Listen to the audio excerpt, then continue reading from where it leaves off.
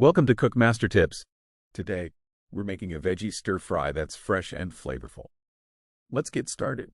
Ingredients: 1 tablespoon vegetable oil, 1 bell pepper, sliced, 1 carrot, sliced, 1 zucchini, sliced, 1 cup broccoli florets, 2 tablespoons soy sauce, 1 tablespoon hoisin sauce, 1 garlic clove, minced.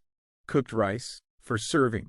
Instructions: heat vegetable oil in a large skillet or wok over medium-high heat.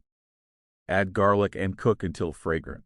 Add bell pepper, carrot, zucchini, and broccoli. Stir-fry for 5 to 7 minutes until vegetables are tender crisp.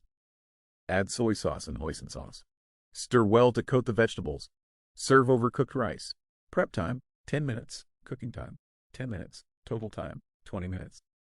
Kcal, 200 kilocalories. Servings, 4 servings. Don't miss out on our latest recipes and cooking tips.